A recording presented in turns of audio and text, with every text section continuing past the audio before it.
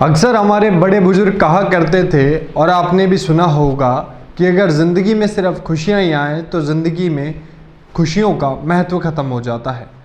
मतलब अगर बात की जाए ज़िंदगी की तो खुशियाँ भी हैं और गम भी है। अब इस बात को कहने का कारण है राजस्थान की राजनीति की हालिया स्थिति।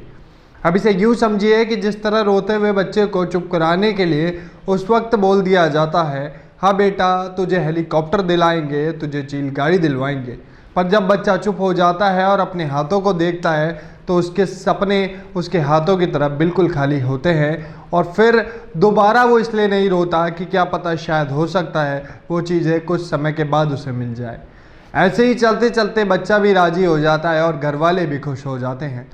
राजस्थान के पूर्व उप मुख्यमंत्री सचिन पायलट ने जब बागी रुख अपनाया तो उसे उन्हीं बच्चे की तरह चुप कराया गया और उनसे बहुत सारे वादे कर दिए गए। बस उनसे कहा गया कि आप घर वापसी करिए और आपकी सारी शर्तें मंजूर है, ऐसा सूत्र बताते हैं। बाकी अभी तक जो कुछ हो रहा है वो राजस्थान की राजनीति में वो आप देख ही रहे हैं। नमस्कार, आप देखना शुरू कर चुके हैं राजस्थान संवाद। सचिन पायलट राजस्थान कांग्रेस के लिए पहले भी ज़रूरी थे, अभी भी ज़रूरी हैं और आगे भी ज़रूरी रहेंगे। ये बात राजस्थान की जनता के तो समझ आ गई, पर ना जाने ये बात पायलट की सरकार को कब समझ आएगी।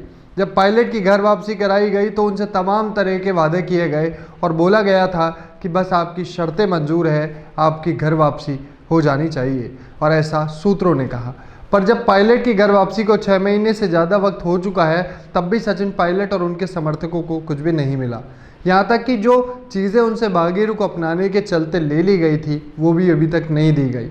सचिन पायलट बेशक अभी इस मुद्दे पर चुप हों, पर उनके समर्थक विधायकों ने अपना सोशल मीडिया और अपना ट्विटर अकाउंट अपने बयानों से, अपने गुस्से से भर रखा है, अपने अंदर की भड़ास को बाहर निकाल रखा है, जिसमें सबसे ऊपर नाम आता है महाराज युशवेंद्र सिंह का, जिन्होंने अपने ट्विटर अकाउंट पर कविता डालकर राजस्थान की राजनीति में हड़कंप मचा दिया है।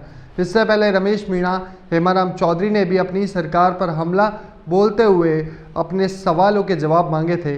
अब सवाल यह उठता है कि 6 महीने बीतने के बाद भी सचिन पायलट क्यों नहीं उठाते हैं बागी रुख? क्या सचिन पायलट अभी इसलिए शांत है कि शायद समय अभी ठीक नहीं चल रहा, या फिर सचिन पायलट अभी अपनी टीम को और मजबूत करने में लगे हैं ताकि सही समय आने पर पिछली बार की तरह कोई गच्चा ना खा जाए? कारण जो भी हो सचिन पायलट का, पर अभी इस तरह चुप रहना सभी के लिए एक बड़ा सवाल बना हुआ है, क्योंकि ऐसा नहीं है कि सचिन पायलट को सिर्फ उनका हक ही नहीं मिल रहा, बल्कि अब तो सचिन पायलट को चुनावी रैलियों और सभाओं से भी दूर रखा जाने लगा है। पार्टी के पोस्टर और बैनर से तो सचिन पायलट कब के विदा हो चुके हैं। अभी होने वाले उपचुनाव में जिस तरह सचिन पायलट को दूर रखा जा रहा है उससे तो सिर्फ यही देखने को मिलता है कि पार्टी सचिन पायलट और उनके गुट के लिए अभी कुछ भी करने के मूड में दिखाई नहीं दे रही, क्योंकि पायलट को सम्मान दिलाने के लिए जिस कमेटी का गठन हुआ था अब तो उस कमेटी का भी अता पता नहीं है, क्योंकि आला कमान से लेकर स्थानीय पार्टी भी अभी चुनाव में व्यस्त है और ऐसे में सचिन पायलट का कुछ भी करना फिर से गलत साबित हो सकता है। शायद यही सोचकर सचिन पायलट 6 महीने बीतने के बाद भी अभी तक कोई बागी रुख नहीं अपना रहे हैं, क्योंकि एक बार गलती से सीख लेना है दोबारा गलती करने से लाख गुना ज़्यादा बढ़िया होता है। ये थी राजस्थान संवाद की एक खास रिपोर्ट। कैसी लगी आपको ये रिपोर्ट आप हमें कमेंट करके बता सकते हैं। साथ ही ऐसे ही राजस्थान की राजनीति में अपडेट रहने के लिए आज ही सब्सक्राइब करें हमारे चैनल राजस्थान संवाद को।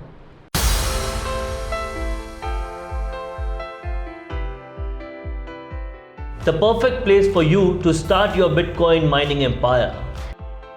Finding it difficult to get a better job, or are you struggling with your finances?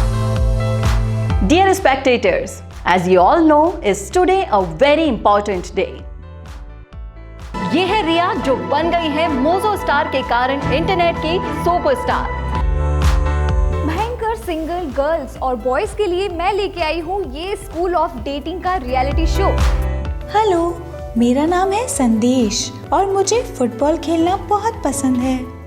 Welcome to Regal Tours, Dubai's trusted #1 travel agency. Today in this video, we will explain how to enroll your college in Asia's biggest national championship. चलो बच्चों को बचपन याद दिलाएं, इन तकनीकों से थोड़ा दूर ले जाएं। Breaking news alert! On the Mic with Mike is the best business radio talk show in RBA.